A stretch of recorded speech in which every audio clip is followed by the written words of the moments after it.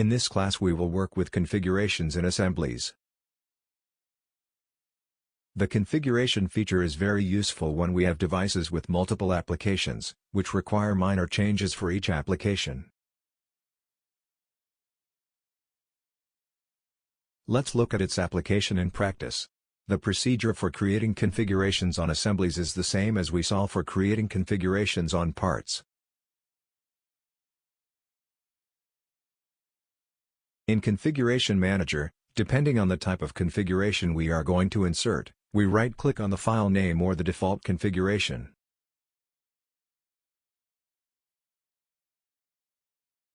Note the assembly of this caliper. We have a mat away, which controls the position of the moving part. Let's create two different positions for the moving part, using settings. For this, in the Configuration Manager, we added two new settings, naming as starting position and position 50 mm.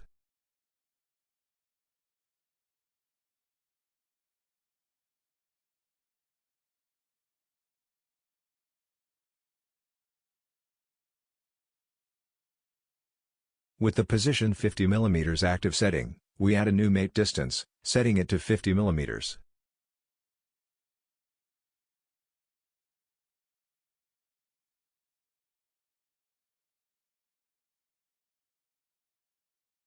See what errors are generated, due to the other mate away. We suppress this mate.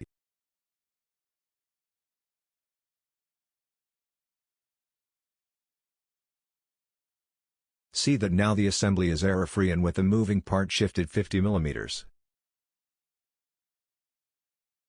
When you return to the start position setting, see that the reverse occurs, i.e. the 50 mm distance mate is suppressed.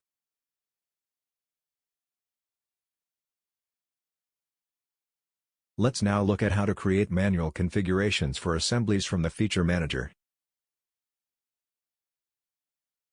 By holding down the Control key, we select the components shown. Then we right-click on one of these and on Configure Component. Note that a window opens, where we can create new settings and configure features of the created settings.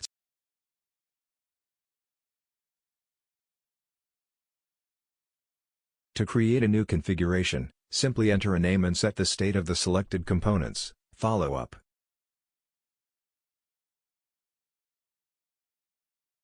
We have confirmed and the new configuration created is displayed in the Configuration Manager.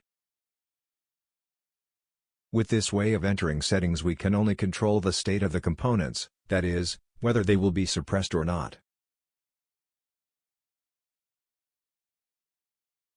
For each configuration created, we can use another SolidWorks feature to switch between display states, that is display states.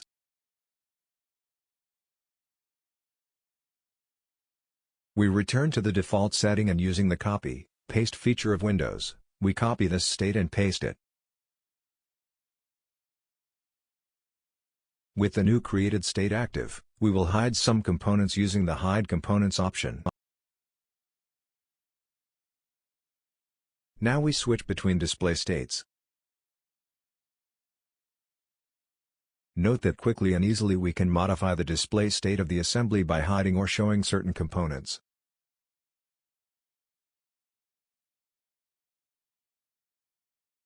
To finish, let's insert the bill of material into the assembly file. In the menu Insert, Tables, we click on Bill of Materials. With the default settings, we confirm. Note that the bill of materials is displayed next to the mouse and clicking we pin to the graphical area. In this table all the components and the quantity in this set are listed. We have seen in this class how to work with configurations on assemblies, create display states, and insert bill of material.